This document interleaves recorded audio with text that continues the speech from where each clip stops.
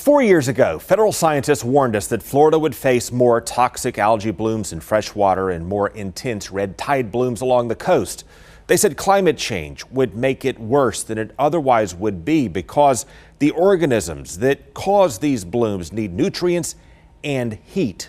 And as water gets hotter, it creates a better climate for these organisms to grow. We should not ignore the impacts that human activities do have in exacerbating the red tide event. Now, federal scientists say Florida is about to get whacked again. Scientists from 13 federal departments and agencies say man-made pollution is causing the climate to change, and this change is accelerating. The evidence, they say, is overwhelming. This is accepted science. For Florida, the scientists say the Zika outbreak from a couple of years ago is just the start.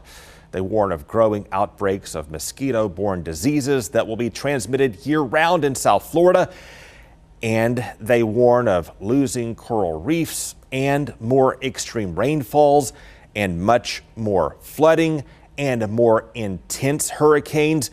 And with rising sea levels, a broader swath of storm surge, plus a growing invasion of Burmese pythons and Brazilian peppers, plus more intense toxic algae blooms that scientists have linked to liver damage and neurodegenerative diseases like ALS.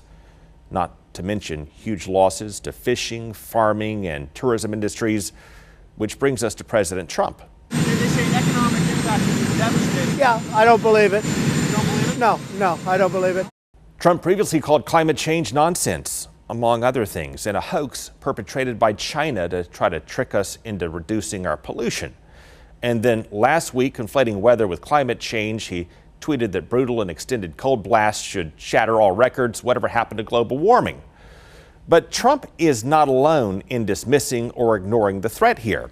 In a time in which a lot of people seem to have difficulty distinguishing fact from belief, voters have elected a lot of leaders who either don't believe or disregard the evidence that our economy, our health, and our quality of lives are at risk.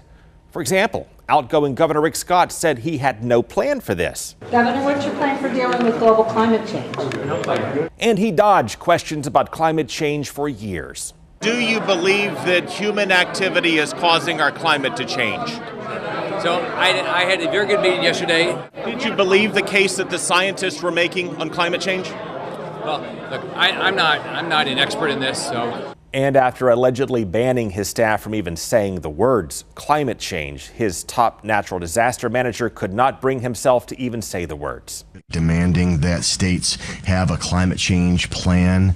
In the next iterations of them will require to have language to that effect. What were those words you were using? I used climate change. Future versions of our mitigation plan will be required to have language discussing that issue. What issue is that? The issue that you mentioned earlier regarding so much. Voters then rewarded Governor Scott by sending him to the United States Senate, where he will now have a leading voice on climate change policy across the nation. In a Pew study, only 3% of voters ranked our environment as our biggest problem. And we've shown you how that drives policy decisions in Washington and Tallahassee time and time again. For example, Florida has abandoned environmental regulations embraced by Republicans like Jeb Bush and Democrats like Bob Graham for decades. And remember how Hurricane Andrew drove Florida to beef up its building code? When it gets wet, it just completely falls apart.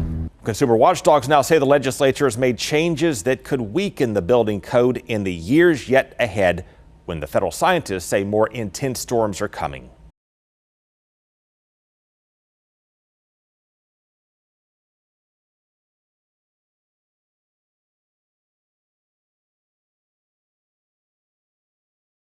Florida is now at a fork in the road. Florida now has, of course, a new governor and new leadership in the House and Senate. And though Governor-elect DeSantis opposes carbon taxes and approaches that Democrats have promoted to address climate change, he said he accepts the warnings about climate change from the scientists, and he is open to finding new ways to address it. The scientist report suggests DeSantis will be judged by what he does or does not do as the next governor of Florida.